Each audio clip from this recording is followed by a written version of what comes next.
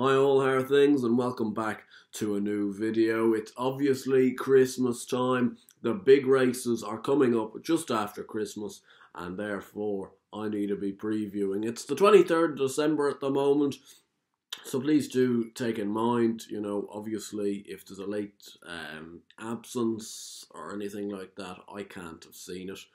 Well, I will have seen it, but I can't do anything to the video because it's been recorded. It's 10:30 in the morning, Sunday the 23rd of December. So this is going to be my preview for the Kempton card on the on Stephen's Day or Boxing Day if you're in England, but mostly just covering the King George, a quick look at the Christmas Hurdle and a quick look at the Feltham novice. It's now the Quarter Star novice chase, I think, but mostly the King George. That's what you're probably looking for if you're watching this video. And let's go through it, because I think it's one of the most complex races outside of Cheltenham that you're going to see during the season. And it starts off with the enigma himself, Might Bite, at the top of the market at 5-2. Now, I could see Might Bite potentially winning this race still.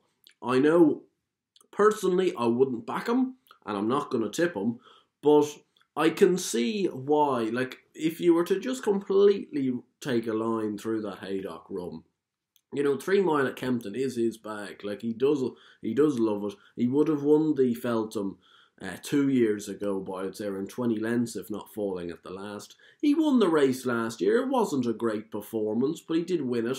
I think he got involved in a tussle early doors with Bristol de May.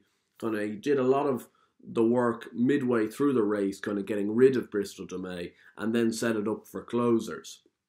My issue with Might Bite is if that happens again, now I think they'll be a little more patient with him today, but I think the closers are better this year. Last year the closers were T for 2 and double shuffle. Not world beaters at all. The closers are better this year, and therefore I just think Might Bite could be vulnerable. And also, you're just taking this massive risk after that Haydock run that he's just, I don't know, maybe he hasn't trained on this year, or he's just not quite within himself. Perhaps something needs to happen, maybe a wind operation or something. I've no idea, but his Haydock run was too bad to be true, and also too bad for me to back at 5-2 for one of the more competitive Grade 1s of the year. And then we move on. Second in the market here at 9-2 is Politolog. Now, I know doing these videos, you're obviously going to say these things. They can come back and bite you. I remember I did a Grand National video. I said Tiger Roll, yeah, love the horse, don't think he's any chance. And he won. Now, I'm going to put my neck out on the line and go, I don't think Politolog has a hope in hell of winning this race. I have no idea why he's 9-2. If fair enough, if he's 10-1, you might say he's an alright each way bet or something. But I just don't understand it.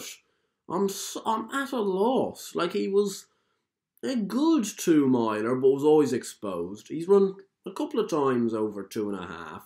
Just about outstayed Min, but Min is a very weak finisher in a 2 mile 4 race, and he's a weak finisher altogether, Min. He's a great horse, but a weak finisher. And then beats Charbel. Now, I know Charbel has franked the form, but let's just put it into perspective. It's Grade 2 races, and Charbel has always been a great Grade 2 horse. But look at Charbel in Grade 1s, not quite up to it. Politolog in the big Grade 1s, not quite up to it. I don't know why people think it's going to change today. I certainly don't think 3 miles is going to suit him. I think there's a lot of talk, obviously 3 miles at Kempton, it's a sharp track. You'll be able to seamlessly go up from 2.5 to 3 miles.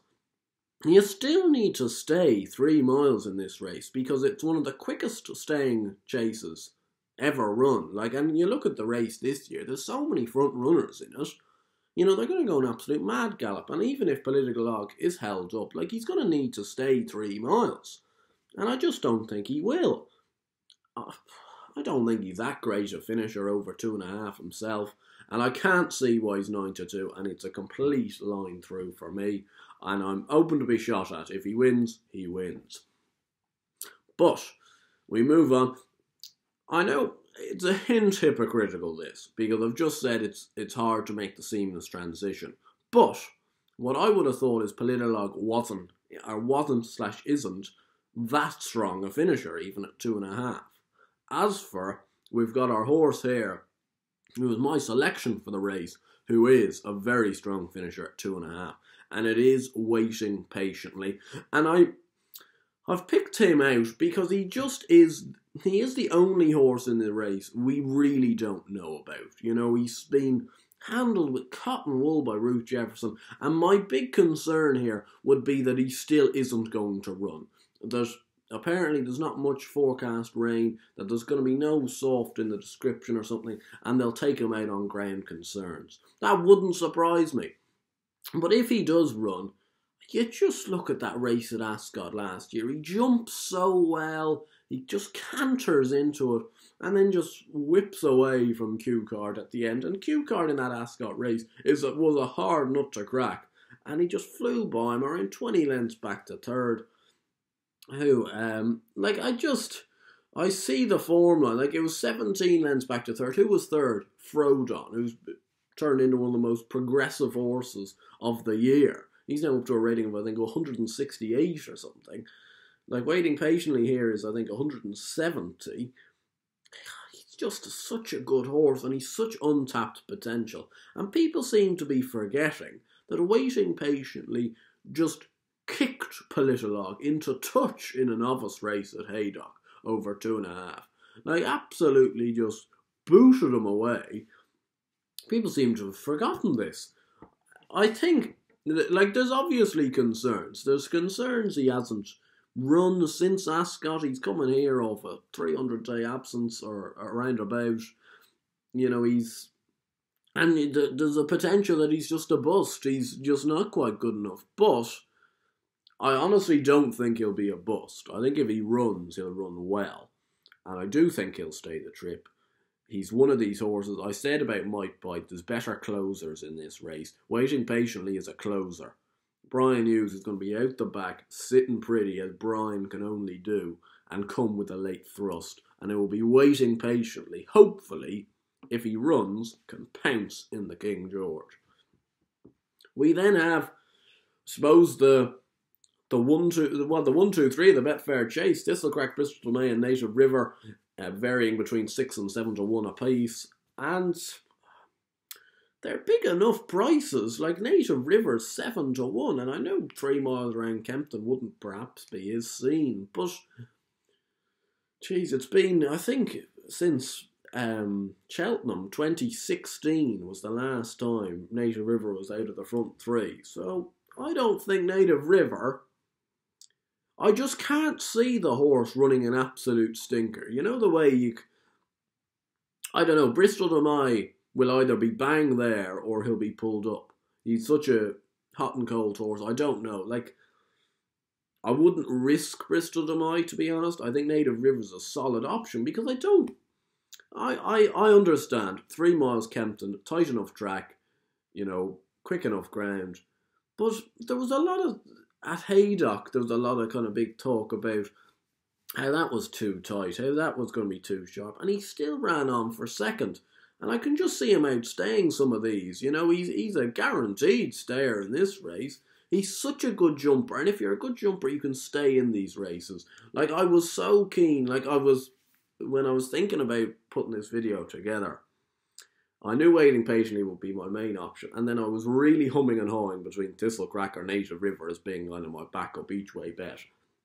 And if I could, I probably would back both, but you can't back 3 in a race of 10 or something like that. So I have gone for Native River because he's that 1 point bigger in the betting as well. But Thistlecrack, I do think, has got very good chances. I was so intrigued by his run in the Betfair Chase. I thought he ran an absolute stormer, considering he didn't jump particularly well. And I think will go really well here. I think Thistlecrack showed a lot of his old enthusiasm. But Native River is such a solid option. I couldn't turn away a 7 to 1 each way about Native River. I don't think the rest are in it, to be honest. Clan des Obeaux is probably, as the market would suggest, The next one in line at 14. Steve for 2, not good enough in this type of grade at 20s.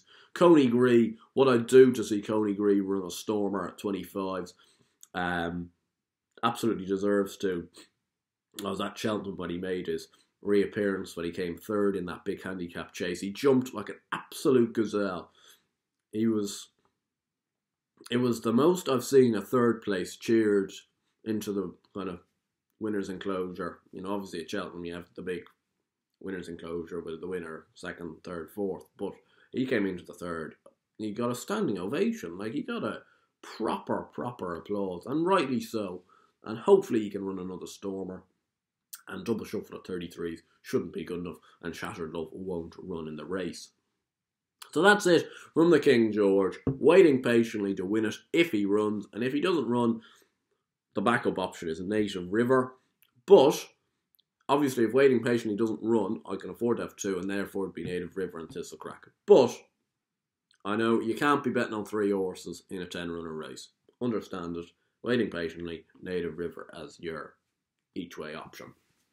The Cotto Star Novice Chase, I'm going to go really quickly through this because I don't have much of a say.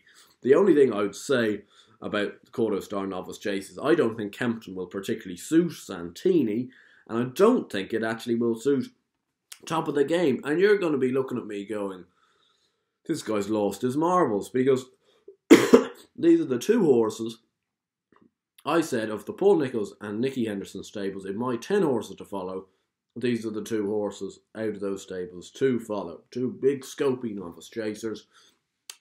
So I was thinking, look, I might look elsewhere. But then I saw, next in line, the Bag O' Raw. I do question her against the really good boys. The World's End, backed at Cheltenham in the November meeting, was hopeless. I know he's been better since, but I just couldn't take him for trusted. So actually I've decided that I'm going to have to go for one of the 2, and at the prices I'm going to go for Top of the Game at 4-1. He ran an absolute stormer, I think, at Exeter on his novice chase debut, leaving 20 lengths behind, came within 2 lengths of beating Defi de Soy, Black Op back in 3rd, White Moon back in 5th. Like, that was a cracking novice chase. And I think, like, imagine being at Exeter on that, because it was on a Wednesday or something, and you see a novice chase like that. My God. But he ran an absolute crackerjack. So it's almost like he's coming in here off winning a race, because it was such a good effort. And 4-1, why not? But as I say, don't have much of a say on the race. And then the Christmas hurdle, well, Bouvardere wins, doesn't he? But he's 1-5, so I'm not exactly tipping fortunes. I know a couple of people are keen on it, but I would also be keen. I think Global Citizen is the horse to back, perhaps in the without the favourite market. He's 10-1 on his own at the moment. I don't know what he is without the favourite. I'd say around 5-2 perhaps, maybe 3-1. I think he's the horse, because I think he'll set up the fractions, and I think he'll keep galloping. He's a good stayer over 2 miles. Anyway, that's my preview of the Kempton Stevens Day card. I really hope you enjoyed the video. If you did enjoy the video, please do give it a like and subscribe to the channel down below. And of course, give me who you think is going to win the King George. Am I wrong about Politolog? Am I right about waiting patiently? Or will Mike Bite roar back at Kempton? I'll see you next time. Best of luck.